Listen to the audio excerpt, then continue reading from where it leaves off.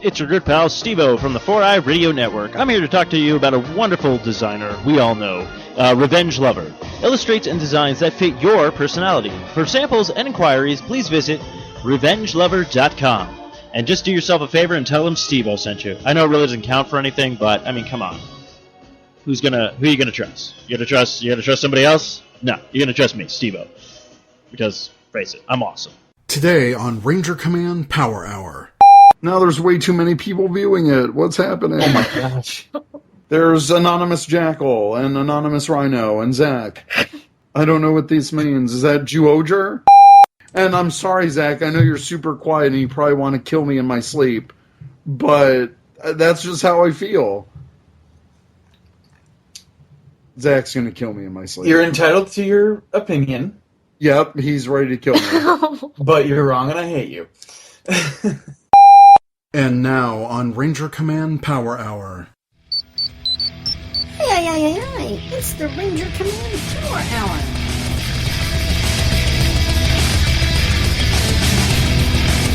It's morphing time!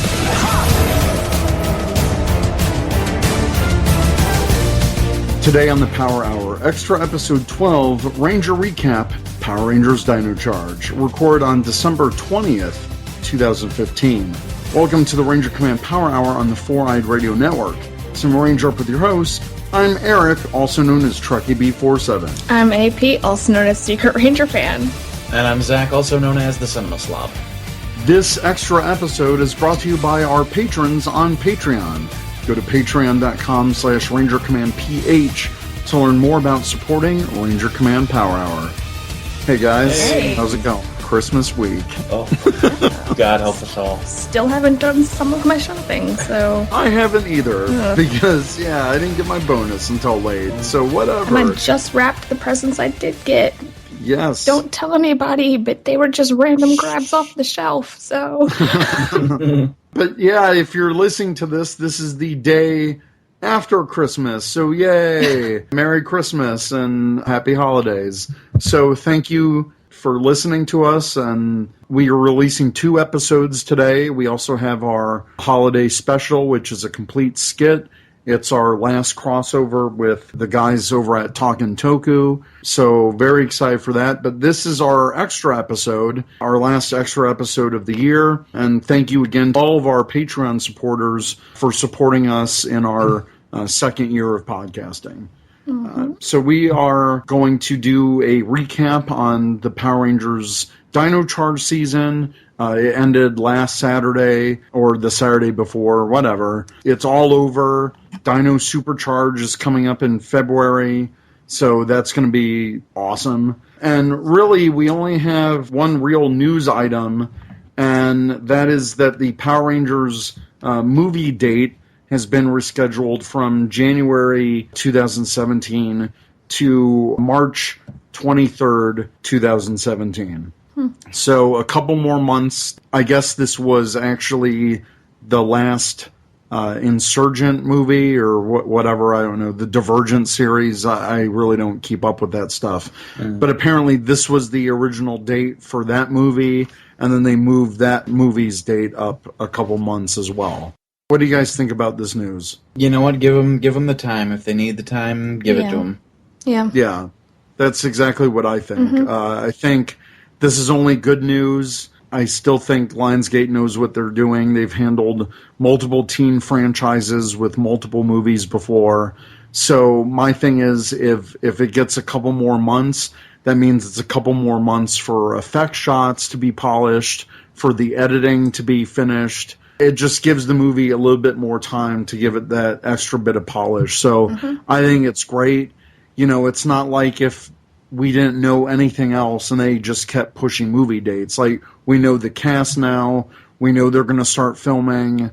It's only a matter of time. I don't feel bad about this news. I think there were some people that were kind of like doom and gloom, like, oh, why are they pushing it off again? And it's like, to me, it's like Lionsgate. I think Lionsgate knows what they're doing. Yeah, they don't just push movie dates for no reason. So Right. This is a much better time frame because it's out of that January death slot for movies where they push movies to January that they know that are not going to perform well. I mean, January's kind of like this dead zone for movies. It's always historically been known as that. So as long as they're getting out of that, and this could be a really awesome spring movie, I'm all for that. I think that's cool. All right, now we're going to get into our main topic, which we're going to kind of do a recap on Power Rangers Dino Charge. Over the course of this year, we have reviewed a lot of the episodes. We really kept up with it until Night After Nights was the last full one that we did, and then we skipped forward when we did our Halloween special, and we talked about the Halloween episode. So we're going to go for the rest of the episodes in real quick-fire succession. So episode 13 was Sink or Swim, and that was the episode where the Power Rangers have to get rid of a bomb that one of Sledge's monsters has planted. Ivan and Tyler work together to destroy the monster, and this was kind of like their rivalry episode. Any comments about this episode? What did you guys like? What did you think about it? I liked the rivalry between Tyler and Ivan that kind of popped up. Yeah, I thought the whole, what was it, his, like, jacket? Yeah, like Tyler bought the jacket first, and Shelby was just like, oh, you know, I really thought it just looked good on the mannequin kind of a thing. And then Ivan had the same jacket. And there's just this brilliant physical comedy type of thing where, you know, they both have the jacket.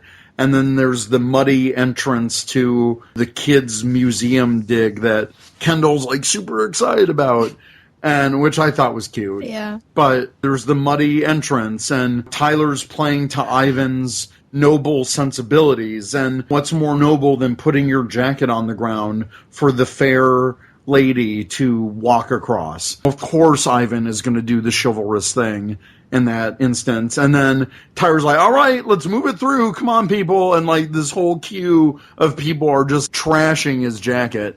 And then Ivan says, oh, well played. Well played, Sir Tyler. It was just so classic. I thought it was hilarious. And this was the fart monster. And Chip Lynn said a lot of that was ad-libbed, the fart jokes that were put in there. Yeah, it was potty humor, but I thought it was hilarious. Like, I was laughing so much. It was just so over-the-top ridiculous, and with the monster's flatulence, and with Wrench really taking charge, too. So I thought it was a fun episode, and it was great because we got original U.S. Zord footage with the Dino Charge Terra formation, and that combination scooping up the big bomb. I thought that was hilarious, too. Sledge thinking to enlarge the bomb that they were dealing with the growth ray. So I thought that was clever. I thought it was great. And them taking the fight to Sledge's ship for the first time, I thought was pretty interesting too. Yeah. I like that their rivalry, it really was just more jealousy between Tyler thinking that Ivan's going to steal Shelby, and there was kind of a jealousy there, but at the same time Ivan's like, hey, you're the Red Ranger. I can't live up to that. I'm here to help you. So I like that they worked it out pretty quickly. I had no problems with it. Yeah. The next episode was True Black. Chase mocks Shelby for the pop band, the NZ Boys, that she wants to see, but they're thrown into action when a monster attack leaves 3 of the Rangers buried on the ground, namely Tyler, Ivan, and Shelby. Chase uses the new Dino Armor X mode to save the day. So, any thoughts about this episode? I didn't like it as much as the others, but it was still pretty good, especially like where Chase had to like balance his like personality in order to be able to use the new mode successfully. Yeah, I like that aspect too, that he had to learn a lesson about not being such a jerk. Yeah, I think it's cool that the Energems can detect the energies and like emotions and stuff of the Rangers. And we'll talk about this in like our overall season thoughts. But again, I don't think they've used that consistently this season. There's definitely been some points where it's like, well, wait, the Energem should say, no, screw you guys, you're being dicks. And when they haven't. I liked it. I just thought it was a little bit off character for Chase to like really dig into Shelby about this band. I thought he was really coming across as a jerk. That's the problem that I mainly had with this episode. Yeah. But I love the Dino Armor X mode. I think it was amazing in Kyoryuger. it was mostly original footage here in this episode, which I thought was amazing. It was a great use of the power-up, even though we haven't seen it since, which is a shame. Mm-hmm. For this episode, I really enjoyed it. Yeah. Like, at least the power-up. Mm-hmm. Next is Rise of a Ranger. Prince Philip finds the graphite energem, however, it doesn't bond with him despite his best attempts. After many, many tries, he gives the gem over to the Rangers, only for them to be attacked by Fury. The energem finally bonds with him after he saves Chase's sister, and with the Pachysword, he defeats the giant Vivizord. I love this episode. In fact, I think I love this origin more than what we got with Ivan. Yes. Which they kind of spread over a couple episodes, but we met Prince Philip before, so there was already that precedence, and he already knew the Rangers. So I think going into this episode, and his goal, ever since that he met the Rangers, his goal was to actually actively look for an energem, I thought was really cool. And in the first 5 minutes, he's got it. Like, his people have finally found it. And I thought it was hilarious. He clears the room out, you know, and he tries to do, like, the morph pose, and it's like, wait, why isn't this working? And I love the whole montage where he's just, like, giving money to charity and feeding the homeless, and he's just doing all these grand gestures, and also in Amber Beach and for his home country, and just none of it is working. I really liked his relationship with Coda. That I like that Coda is his go-to guy, because they bonded in the previous episode where Coda helped him. Mm-hmm. And so I like that they're carrying on that relationship, and that he goes to Coda for advice for the Energem first instead of the other Rangers. Mm-hmm. I love the build-up. I thought it was an epic moment when he finally did bond with it. And he really did. He said, hey, look, screw these bodyguards that I have. Chase's sister is in trouble. I'm going to help her. And he, like, did it without a thought. And I really like that that's why the Energem chose him. And it was just such an epic moment when he first morphed, and it was really great. I loved the fight with the robot that they had. What did you guys think? Yeah, I'm with you. I really liked this introduction of Philip getting his power, bonding with the Energem. The idea of being a hero is more than just doing charitable deeds. I definitely liked it more than the Gold Ranger origin. Like you mentioned, mm-hmm. It was just probably like 10 times more enjoyable. And it was just, I like to see Prince Philip's like natural progression into a ranger. It was pretty good. It felt more of like a journey. Yeah. Yeah. And he's got style too, man. Yeah. Oh, yeah. Like his suits, and he is on point. You rock as many graphite gray ties as you can do, because it's working for you. I think Jared Blakenson, I think the actor is great. I like his accent that he's using. I really thought it was cool that all the extras they got, like his personal helper, his assistant, even though they were minor characters, even they had their own personalities. It felt like, okay, he's dealing with other adults. Yeah. He's one of the older Rangers. He's a prince, and he's got his duties, and in a way, he's running his own foundation, and all those other, like, world-building touches that I really liked. Yeah. And we got to see it in such a short amount of time with the episode that they had, but it didn't feel rushed to me. And they introduced him sparring with the robot. I thought that was a brilliant move, that the enemies turned the robot against him, and he had to destroy his own creation in a way. So I really like that. The suit looks amazing. I like the original fight with all the different concrete sewer tubes and all the plumbing and stuff. I thought it was great, and I like what they worked with. Yeah, this episode did a lot of like world building in such a short amount of time, and it was really effective. We actually got to see Xandar. We got to see his castle. We got to see all of those things, and I thought that was pretty cool. And we got to meet Chase's family, too, like some of his family. Yeah, they threw in his sister, and I like that they didn't forget that in the rest of the season. And it was a natural way to set things up. Yeah, she's with the rest of the New Zealand kids. Yeah, they're working the New Zealand angle into Dino Charge because, hey, that's the country's giving them a ton of money. Mm-hmm. So. Yeah. But I thought it was a nice touch. They did the Maori dancing, and I like that they're adding these little cultural things with the disguise that they do work for a museum. a museum would have cultural events like this and talk about these things. So I like that they're working it into the show and into the setting of the show.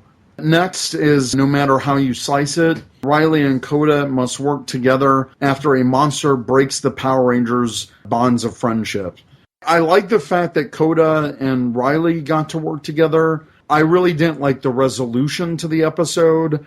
There was all this build-up early on in the episode about talking about friendship bonds, and like they were doing trust falls and like friendship exercises. And then in the end, it just like, okay, we're going to shoot you with our fixie laser thing, and everyone's good now. Yeah. And I thought that was just kind of weak. Riley, of course, he's the one coming up with the plan. I thought it was hilarious to see Riley in a Koda wig and vice versa. The visuals were hilarious. I just thought the resolution of, okay, we talked about friendship and bonds all through this episode, but how we're going to solve it is like a technical laser shot. I didn't like that as much. Early in the episode, Keeper said that Koda's bond of friendship is so strong, it's that family level where it's deeper than friendship, and that's why the monster couldn't break Koda's bonds. And I like that he said that, well, I consider you more than friends, you're my family. I really like that, and I wish that this was more of a Koda focus episode about his family, and maybe he comes up with the solution where maybe he restores their bonds of friendship naturally, and maybe they can overcome the spell like we saw them do in the Bones episode, where that wasn't a technical solution. They overcame their fear and regained what they lost from Bones. And I wish that we saw more of that in this episode. That's my thoughts. I want to hear what you guys think. I would just have to agree with everything you just said. The resolution was a little bit too simple, but I really enjoyed the visual of Koda and Riley swapping style. I won't be able to get that out of my head, but... Yeah, it was pretty funny, because like from the back, you know, they kind of did the one shot, but then when they're in their wigs, it's like, it's completely obvious. Like, that's so fake. And the Riley wig just cracked me up. You know, those are the same wigs that the Japanese stunt guys use when they're doing their civilian fights. You know those are the same wigs. That was pretty funny. And then the next episode was world famous in New Zealand. While tracking down Sludge's activities in Auckland, New Zealand, the Power Rangers meet a new ranger. And we're introduced to Albert and his character. And we find out that he bonded with the Purple Energem. There were so many great things in this episode. He can hold his own with the Rangers. They did that training sequence, and they could barely keep up with him. They were doing the marathon running, and they were all winded. He's just like, oh, yeah, I can do this. And I loved Albert's character. Yeah, I really liked Albert. I thought that was a really fun way to do the elderly ranger character. Because that was Dr. Ushade in Kyoryuger. Yeah, I liked the way that they added the, oh, my back. Yeah. Because that was from Kyoryuger, right? Yeah, in Dr. Ushade's first appearance, he does this really stylish morph, and then he jumps off of a building, and when he lands, you just hear that classic Sentai cracking noise. Of the back. And he's just like, oh, my back. I think they did a nod to it because that was original footage that Purple did in this episode with the back. So I like that they referenced the Sentai, which I thought was clever. As a character, I really liked how Tyler and him bonded over adventuring and exploring, and Tyler, again, talked about his dad. Just talking, and they were bonding over it. I thought the bond that Albert and Tyler formed was really nice. There was a visual thing I pointed out to someone. I don't know if it was you guys, but in the episode, the training shirt that Tyler wears, on the bottom, it's purple and it fades to red. So I like that there was some like visual hinting that he was working with Purple and he had this relationship with Albert. Albert as a character, I like that he was real. He's like, listen, these are real monsters. I'm genuinely afraid of this stuff. Yeah. Like, I cannot be a ranger. I like that there was that realistic element to Yeah, it. I enjoyed that aspect, and I also liked how he used his powers more for like helping people than fighting things. I thought that was pretty clever. I've always been a little bit curious about that, like if anybody has ever done that, and now it's happened, so. It's pretty amazing to know that there was a ranger out there for a year that was just perfectly content with getting stolen bicycles and cats out of trees. The imagery to me is hilarious. He was a local hero. I thought the in-episode reveal, like all the Rangers were kind of shocked. And they were like, oh my god, it's a Purple Ranger. I like that they were kind of expecting him to join the fight with the monsters. They're like, okay, let's do this. And they're like, okay, well, we'll take care of it, I guess. And the imagery of the Purple Ranger just cowering behind a bench is interesting imagery because we've never really had a ranger like that, where it's just like, I don't know about fighting monsters, you guys. This is a little bit out of my league. Yeah. But he used his smarts to defeat Ice Age and Stingray. Caught myself a couple Bigfoots. Like, I thought that was hilarious. And then we find out that Keeper has the ability to unbond people from energems with his staff, which I think may come into play in the future. Yeah. Yeah. Continuing the New Zealand arc is episode 18 with Deep Down Under, and the Rangers try to find the Plesiosaur before Sledge can destroy it. In this episode, this is a very Shelby-focused episode, which I was very glad for that to happen. And this was with Dr. Runga, and Dr. Runga is the leading expert in New Zealand about plesiosaurs, and I forgot the name of what they call the New Zealand legend, but they're like, hey, you're the leading expert here. If we were to find a plesiosaur in real life, where would it be? I thought that was kind of funny, but then he gets real sneaky. He steals the footage off Shelby's phone. He thinks it's a real plesiosaur.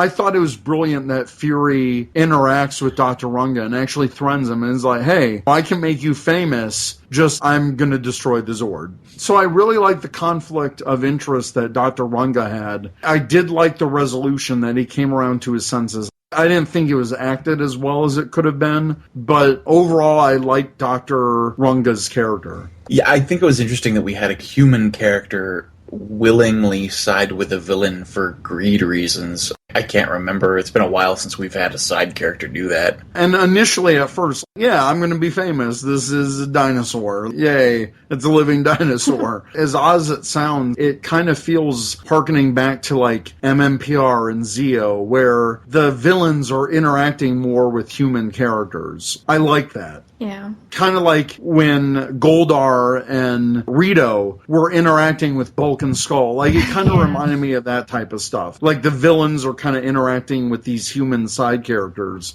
I thought that was pretty interesting. And I liked that Dr. Runga knew what a Power Ranger was. He's like, wait, only Power Rangers use Zords. Like, what? And I love that we finally, after years of just dumb civilians in Megaforce going, are you a superhero? And that kind of stuff, we finally have a character who's a scientist. It might be hip on dinosaurs kind of roaming the planet type of thing. I'm like, wait, Power Rangers, Zords. Holy crap. Wow. It's an in-universe character that knows what they're talking about. And I thought that was really cool. We haven't had that in such a long time. And it makes me miss the days of world building the Power Rangers universe. What else does Dr. Runga know? What other teams does he know? Yeah. You know? Yeah. I love the new CGI for the Plesiosaur. I thought it was cool. Mm-hmm. And then we've got Wishing for a Hero, episode 19. The Rangers try to find a hero to bond to the Purple Energem, while Sledge releases a new villain to trick the Rangers. The monster makes their wishes come true with disastrous consequences. And this was the episode with Heckle. We're introduced to Heckle, and Sledge uses him because he looks human. Earlier in the episode, the Rangers have the Purple Energem, and they're trying to force bond an Energem. They're trying to set up a situation where Kendall's in danger, and someone's going to help her. That was the part I didn't like. They should know that that tactic would not work to bond an Energem. I think if anyone, they should know that setting up a fake situation is not going to impress the Energem. Mm-hmm. Like, by now, I thought that they would have known that. So that aspect of it, I did not like. I saw that more as like them trying to force the situation rather than the bond, and then like eventually someone would come along that the Energem would detect was worthy and like genuinely brave and all that stuff. But to me, it was like, I think on some level the danger has to be real. Yeah. Because even all the good deeds that Philip did, it got him nowhere, and it had to be a genuine situation. They did show that anyone that did save Kendall, they kind of had an ulterior motive, and maybe they might not have been worthy. So I like that they did show that, of course, none of these guys are worthy. I thought it was hilarious, the little joke that they pulled when the big muscle dude showed up. And then Coda looked at his own muscle with a sad face. Even he was totally impressed by this super buff dude. I loved Heckle in this episode. I loved his mannerisms. I loved the costume. I think the actor is great. It wasn't the voice that I was expecting. I thought that was a little weird, but at least he was consistent with it. I just thought it was funny with everyone's wishes going wrong. Even though it was a hallucination, we got to see Tyler's dad's actor. I like that we're naturally progressing with Tyler and Shelby's relationship. They went on a real date. That's so rare for us to get in Power Rangers nowadays. For a long time, they kind of shied away mentioning anything except Jake pining over Gia, and we know how much nonsense that made towards the end of the season. So I like that we saw they really went on their first date, and yeah, parts of it may have been a disaster, but they had a date. That was a real thing that happened. I really liked it. Again, I think the actor playing Heckle did a great job too. The idea, of course, of the wish gone wrong is one of my favorite tropes. So getting to see just how each Ranger's wish went wrong was really fun. In just the most worst ways possible. The whole thing with Coda and his stomach issues, I was like, bro, I feel ya. I've been there before. It's not pretty. And him next to Riley and just kind of like, oh, I feel horrible. It was just natural. I thought it was hilarious. And Ivan hurting his back. He saved the damsel, but then at the same time, he's like, okay, now clean the grill. I thought it was so hilarious. And at the end of the episode, the bad guys have the Energem. Sledge has the purple Energem, and he powers his cannon, and him and Heckle have that standoff, and then he shoots him back into the cell, and Heckle's like, hey, you haven't seen the last of me, ha ha ha. At the same time, the Rangers are like, crap, Sledge has an Energem, we have to think of something, we have to take the fight to them. So I thought that was great, and it sets up the season finale, one more Energem. So with 2 Energems in Sledge's possession, the Rangers and Kendall must take the fight to his ship in order to save the world. It was great because the setup of the episode where they're like, okay, we're just going to track his movements, and when he comes to Earth, he makes his move, we're going to go for it. And Kendall develops Gitbot, which is pretty hilarious. It's like pre-Tensu type of robot we got here. The robot was kind of ridiculous. They try to take the fight to Sledge, and Sledge brings down his whole army, and he's got the power of the purple Energem. He instantly freezes them in place and steals Tyler's Energem. And he's about to steal the rest of them. There was an epic fight with Keeper. They get Keeper, and Tyler is able to grab Keeper's staff and fight off Sledge, which I thought that whole fight was incredible. Yeah. I thought it was great. And then it kind of makes me wonder, does that mean Keeper is powerless without his staff? Is his staff the one that's actually sustaining him? So it brought up some questions there. I'm like, we need to know more about Keeper. Why is he so powerless without his staff? Is that the only thing giving him power? Because once it was out of his hands, the enemies were able to capture him and take him away. Where he could have easily done the peace out mist move and like been safe. But I like that he helped in their time of need, which was pretty cool. But Ivan comes in, saves them all in his Zord, and Sledge is forced to retreat. And then Kendall gets in that pod with Gitbot, and she makes it onto the ship. Everything on the ship with Kendall was gold. Yes. Like her quick thinking, putting on the suit, and I don't know if that was Claire Blackwelder in that radiation hazmat suit, but the body movement acting on that scene was hilarious. She was like, oh, okay, I'm just going to stand over here and be in the background. But she was kind of trying to act like a Vivek at the same time. I'm kind of funny and quirky. Like, oh, leave me alone. AP, I'm just going to let you take this. What did you think of all of that? It was amazing. It was so great. It was great. Like you said, it was just that whole thing with the hazmat suit. It was just fantastic. Like, I thought it was kind of funny. I mean, it was really well done. Whoever was in that suit. Yeah, if it was Claire, super props to you, because that was amazing. It's really hard to act with body movements. Yes. And for her to nail that, or whoever was in that suit, it was hilarious. Just the whole nervous, like, okay, I'm just going to walk back here. And, like, it was great. It was super well acted. And she got back the purple energem. And then in its time of need, Sledge is about to destroy Kendall and Keeper and throw them in this pit of fiery doom and destruction on the ship.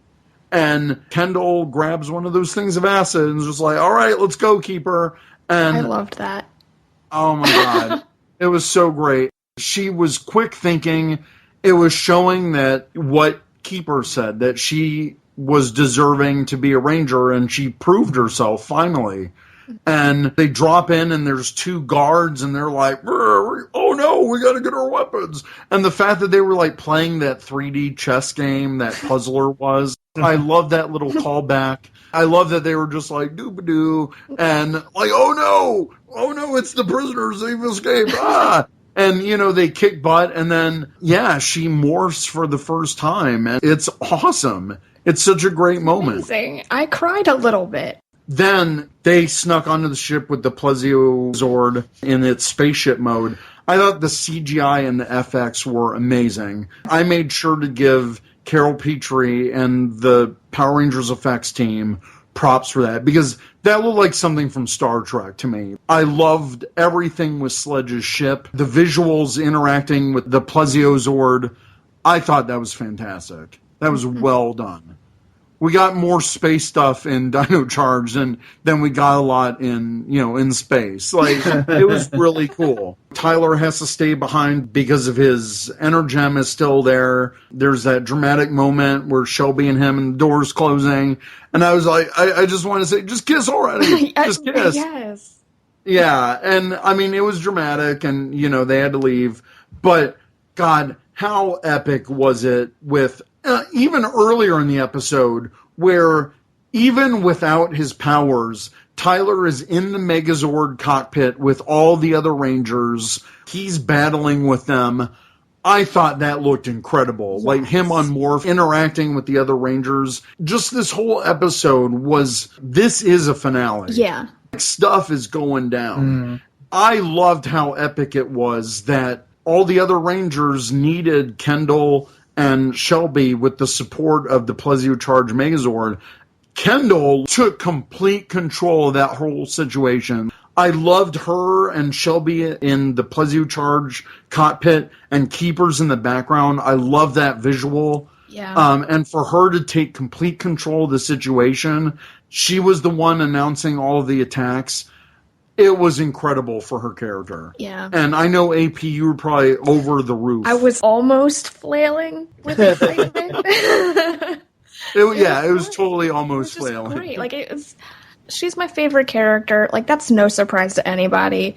But it was just so great to see her finally get her moment. Yeah, this was her moment. Yeah, and it was just fantastic. And then Tyler has the epic standoff with Sledge on the bridge of the ship, and this really felt like the finale moment for me, because it's like, this feels like not just like a season finale, but it kind of felt like a series finale where, the Rangers are taking it to the bad guys. The fight with Sledge was just great, and when Tyler got his energem back, and boom, he was already in the Dino Steel mode, was just awesome. I love that the ship was crashing. I love the little moment with Sledge banging his head on the firing ray when the cannon didn't work. It's little touches like that where, the enemies are completely pissed off, and it just gave them more character. I like that Poisandra was pissed, like she wasn't going to take it anymore. This was the ultimatum. We're getting married. If you don't do this, we're not getting married. He's just like, just one more. I've got it. Like, we can do this. And like, that's the name of the episode. It was hilarious to me. Yeah. God, the Sledge's ship crashing, and that moment where Tyler's just like, all right, Dad, I made it this far, and he leaps out of the falling ship. All that original footage that we got, and the final strike where they defeat that incredibly powerful monster with the different tentacles and stuff, and they finally used that ultimate combination with Rexy and the Plesio Charge T-Rex formation, or whatever they called it, and the whole galactic strike. Seeing all those Rangers in one cockpit, and you had Philip there, and it was just everyone. It was pretty epic. It's such an epic Power Rangers moment. We've got 8 Rangers all together in this epic final feeling of an episode, and it was great. Like, all of them in Dino Drive. We got to see the purple Dino Drive, which looks amazing. Everything about it was great. Yeah. They kind of end the episode like, okay, Sledge is defeated, and we still got 2 Energems we gotta look out for, so Ivan and Coda are gonna stick around. And then that shot, AP, that you liked and I liked so much and everyone liked, where Kendall putting her Energem in the crystal power bay, and that look on her face where she's like, all right, I'm finally a Ranger. This is amazing. And just her excitement all when she was in the suit. Wow, this power's incredible. And driving a Megazord is amazing. Just her getting able to experience those feelings. Yeah. And us joining her on that journey was, I thought, pretty cool. They left it open. Tyler and Shelby and Riley, they go off, and Riley's got theories about where they can find the Energem, and they're still thinking about it.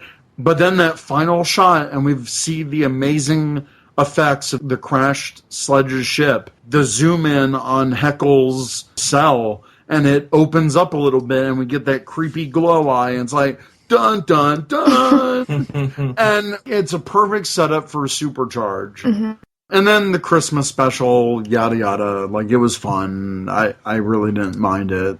Like, I thought it was cute that Poisandra, it fits nowhere in the timeline. Yeah. It's super crazy weird, but Chase gets to go back with Santa, blah, blah, blah. Overall, I thought it was a fun, cute episode. It's not going to go down in the history books, but I like what they did with it more than just a clip show. We know Santa Claus is canon in the PR universe ever since Mighty Morphin, so we know he's a thing. And yeah, okay, he's got a computer now. And I thought the actor for Santa was pretty cool. Like, he was funny. I liked that he showed up in the base. I liked when he first contacted the Rangers. Like, the Rangers thought it was no big deal. Like, yeah, Santa's calling us. Like, no big deal. He's calling the Power My Rangers. favorite part of that is the line Kendall has where, their communicators go off and they all look at her and she goes, what? I'm not calling. Yeah, that was hilarious. I thought it was cute that Chase's present was the big group shot that they took somehow as, like, their Christmas photo, I guess. Even though you can never show anyone who's got a f***ing alien in it. Like, you can never show that to anyone except those people. Even Keeper looked weird in that shot. He's kind of doing, like, I'm an alien pose. And it was just weird. Now that we sum everything up, overall thoughts on the season, positives. It was just such a breath of fresh air after the last few crap seasons. The characters are all really well developed. They have really great personalities. The storylines for the characters have been really great. The episodes have been just fantastic. I have to second all of that and say that it's not a perfect season by any means. It's not like perfect television, but it's obvious that there's so much care put into it compared to previous years. It's still incredibly enjoyable. There's so much good about it that I'm willing to overlook the things that aren't so good. Yeah, I can agree with that, absolutely. I think Chip has been doing such a really great job. Obviously, he has his hand in every single episode with the writing and the producing of the show. It's obvious that he's pretty heavily involved in this. And, oh God, I forgot to mention, But I loved the little Star Trek shout out in that one episode where Shelby's like, hey, let's make this his final frontier. I was like, yeah, what's up, Star Trek reference? Like, like, I was going nuts. I was like, yeah, this is great. I don't know if that was Becca Barnes who wrote it or if that was like a Chip Lynn thing. And again, this tied into what you said, AP, earlier this year. We want more pop culture relevant stuff referenced in Power Rangers, like more real world things. And the fact that was a blatant Star Trek shout out. There's not other shows that are Final Frontier as part of their thing. So I love that. But for me, the positive this season, again, like you said, Zach, it was a breath of fresh air for Power Rangers after what we got. I love Chiplin's return to form and return to Power Rangers.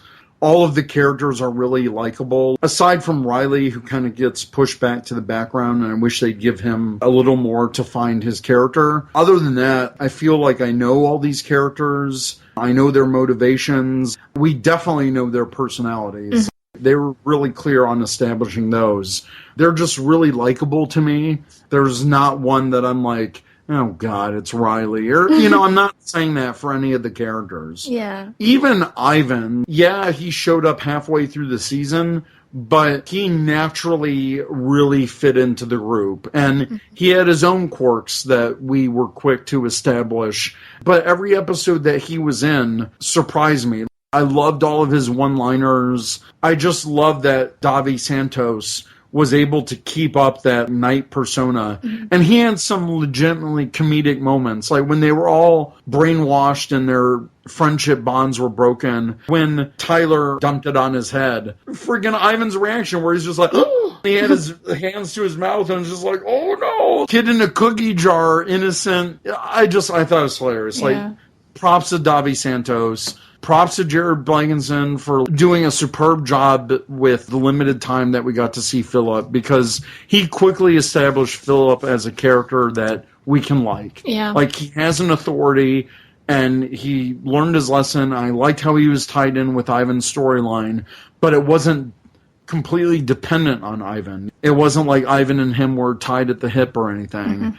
Yeah, I just like that he kept the open door, and so when he said, hey, we'll be here when you need me. And he shows up in the last episode like, hey, even with his jacket, he's got his jacket and he's rushing out with the Power Rangers. And he's still got that class and that regal bearing. All the characters work for me. Those are my positives. I like the storytelling that we're getting. I like the characters. I like that we have these mini arcs and things are set up this season that there's still unanswered questions. And I'm glad that not everything was wrapped up in a nice little bow. I thought the finale had a great natural ending to end the season. On a high note, the Rangers got a victory and they can celebrate a little bit. They can have a breather and return a little bit to their lives until the next major threat. I thought that was really good. You have a satisfying conclusion to what was already going on with this season, but again, not everything is answered. We still have things to surprise us in Supercharge. Once again, I have to mention just like the care that was put into this season with the writing and the directing and just everything. That in itself was just like a breath of fresh air, like Zach was saying.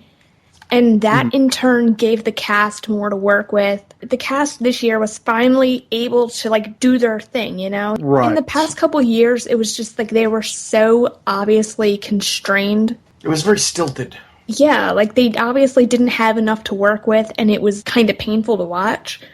Yeah. And it was just amazing. It was so refreshing. What about maybe some of the negatives of the season or what you didn't like as much? Needs more Kendall.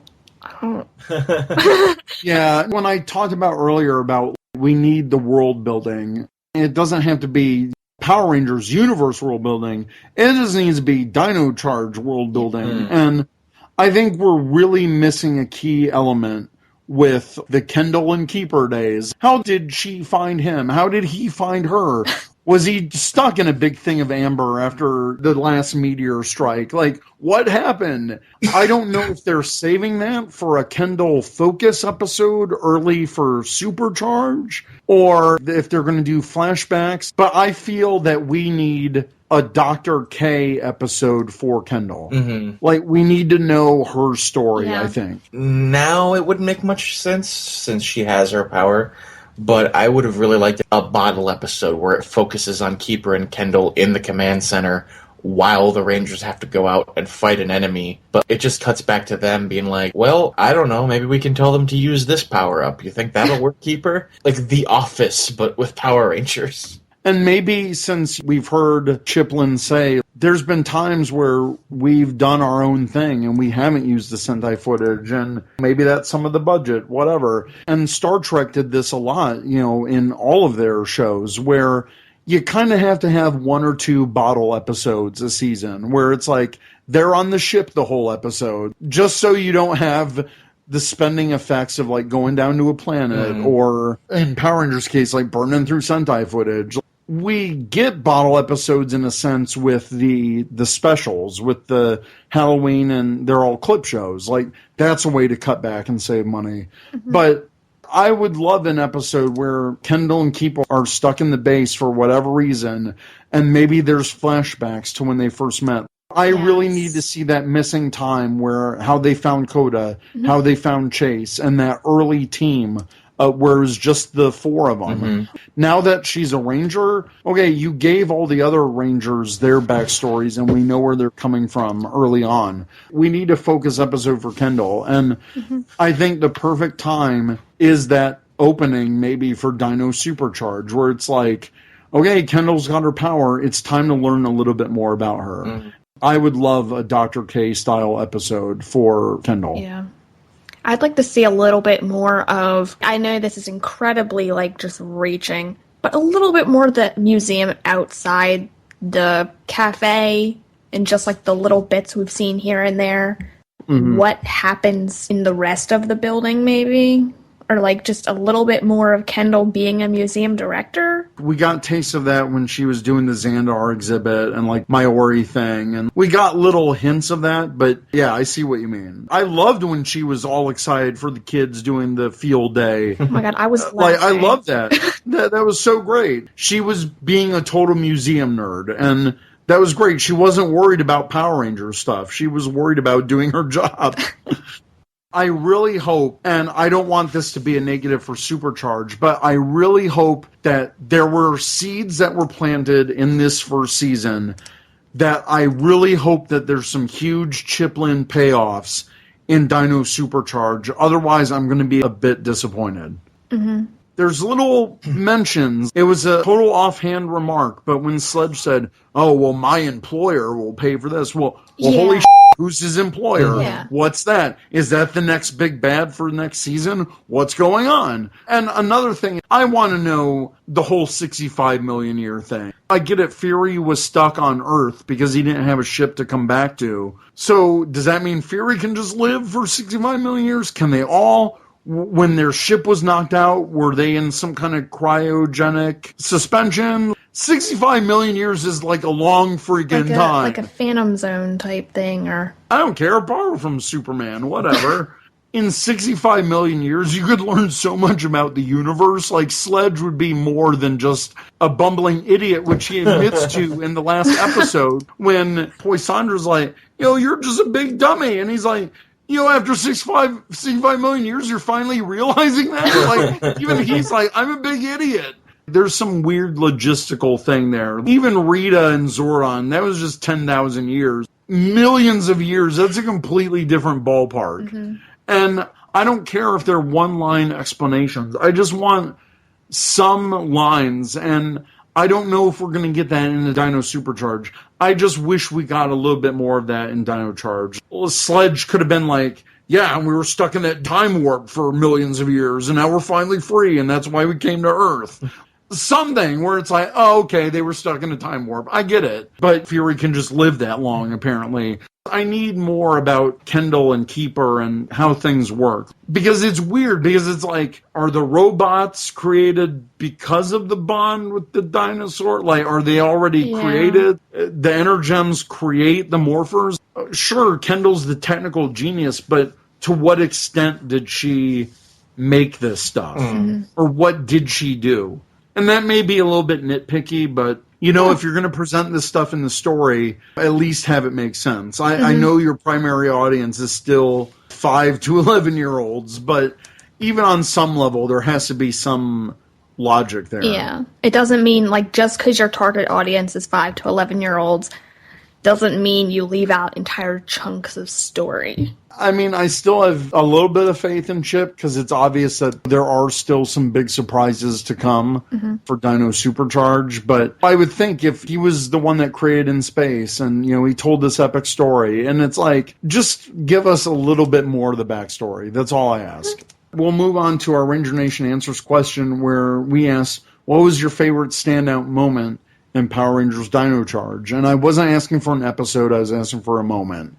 So, Zach, what was your favorite standout moment? Oh, gosh. I know there was a lot of them. There really are.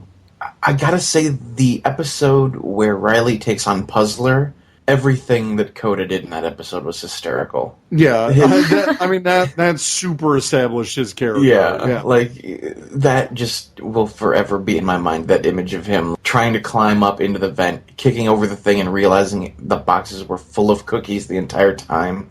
And just that exasperation. It's classic humor. It's so good. AP? Gee, I don't know. Kendall I don't morphing? know. No, like, seriously, though, when Kendall finally got her moment and became the Purple Ranger, it was just, like, the ultimate payoff for her character. Yeah. And just that little bit where she puts the Energem into, like, the wall thing. It was just amazing.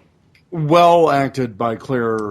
That look of satisfaction that Kendall had on her face. It nailed. That said more in that moment than any dialogue could have said. Yeah. I think my standout moment, maybe this is just because we're all hanging out at the time, but I'll never forget hanging out with Teresa and Zach and Chris and seeing the premiere of the Gold Ranger and him busting out a Fury and that epic first morph and just like everything about Ivan. I was like, this is so incredible, and I'm so glad that I get to watch it with my friends. To me, that's just a standout moment. Not only in the show, but also as like a fandom thing. So, yeah. Aw, buddy.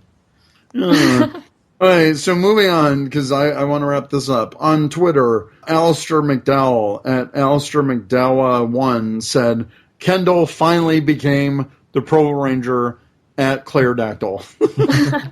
Genuine at Mini Moon 132002 said, my favorite standout moment is when Tyler and Shelby dressed up as Prince and Princess during Royal Rangers. Simeon Scott at The Vacuuminator said Coda's pseudo-PTSD. I feel like they could have touched more upon that this season. Yeah. Like, I like what we got, but in the second to last episode, he's driving a forklift. So, I mean, what, it's kind of weird. Who gave Coda access to the crane controls? Like, that's just scary. Darth Zachor at Sentai 5 said Coda and his antics in the background whenever the Rangers and Kendall would talk about something important. RJ Sells, Uchi Hopper 77 at Anime Redneck 96.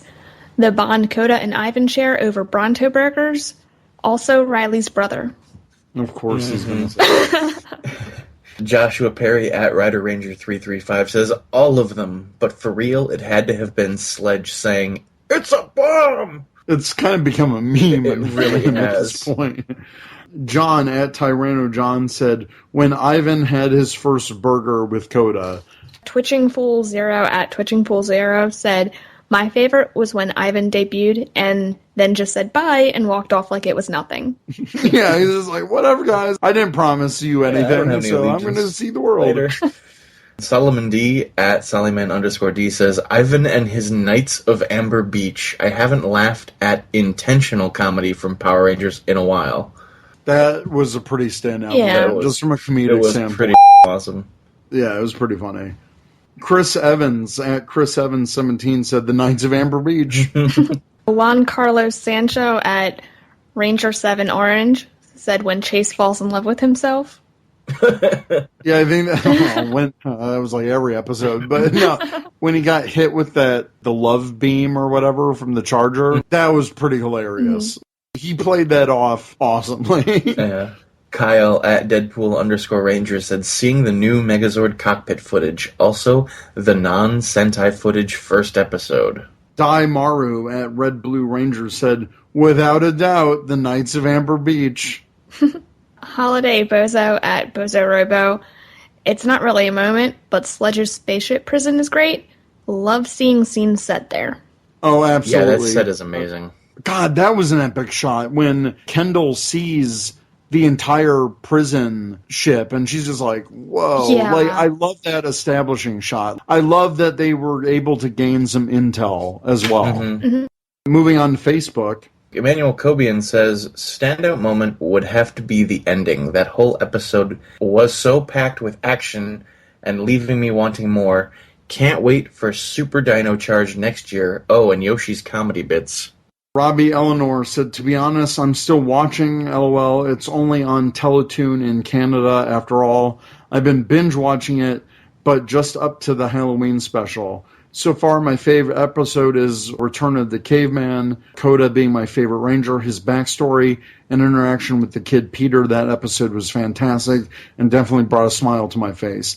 As a Canadian, too, I couldn't help but notice Prince Philip resembles Canada's new Prime Minister, Justin Trudeau, a bit, or is it just me? Great podcast, guys. Keep it up. I am going to Google that right now because I'm super curious. Kind of. Maybe a little bit. Maybe if I squinted. Not really, now that I'm looking at it. I want to wish you guys just a happy holidays, and also all of our listeners. Next month, we've got our second anniversary special as we enter year 3, which is insanity. So I really don't know what we're going to do for that, but thanks for sticking with us and being around. We're not going anywhere. Other podcasts may have fallen to the wayside, but we're still here. We're still kicking. Dino Supercharge is going to be amazing. I think we're going to have another great year of discussion. We've got Power Morphicon coming up, which is going to be a blast, and the build up for that. And my big reveal. What? Yes. Yeah. What? Whoa, no. So yeah, we got Secret Ranger fan. May not be a secret anymore. So yeah, 2016 is going to be incredible. We're releasing this on the 26th, so just for New Year's, just stay safe, you guys. If you're old enough to drink, Turbo, drink responsibly. Don't watch Turbo, unsupervised or, whatever. I don't know. I'm trying to be funny. But no, just stay safe, be responsible. And next time you guys hear us, we're going to be entering our 3rd year. It's going to be insane. So for our 3rd year, that's like the one where halfway through the season we're going to get turned into kids, and then we're going to have like some alien podcasters come in, right? Nope. We'll definitely need the power of Ninjor. I still have to listen to your lines. I haven't listened to anyone's yet. I hope they're okay. Is my kid ranger just going to be like a little toddler with a mask on, or?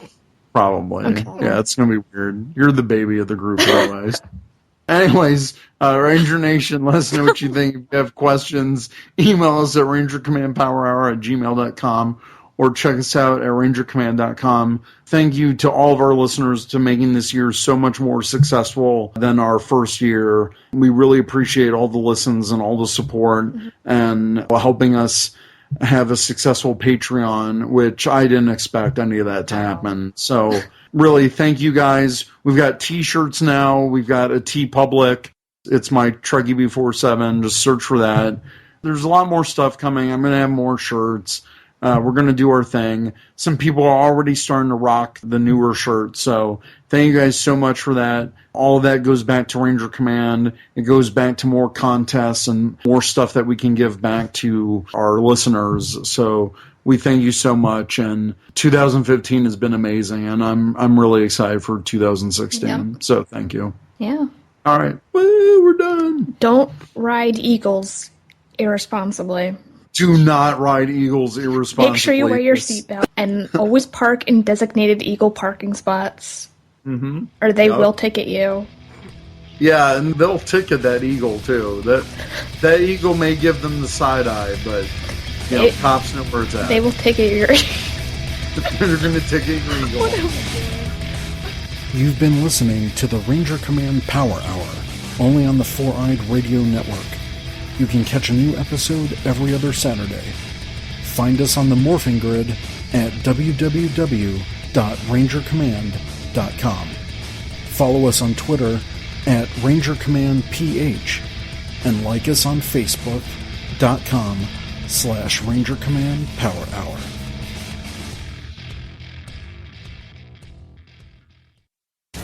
This is Truckee B47 from the Ranger Command Power Hour, and you are listening to the 4-Eyed Radio Network. Ranger Command is now on Patreon. Become a patron by pledging as much or as little as you like every month and receive cool perks. By pledging, you are helping us make our show even better. Go to patreon.com/RangerCommandPH to learn more. Thanks. This has been another great presentation of the 4-Eyed Radio Network. You can catch more shows at 4eyedradio.com.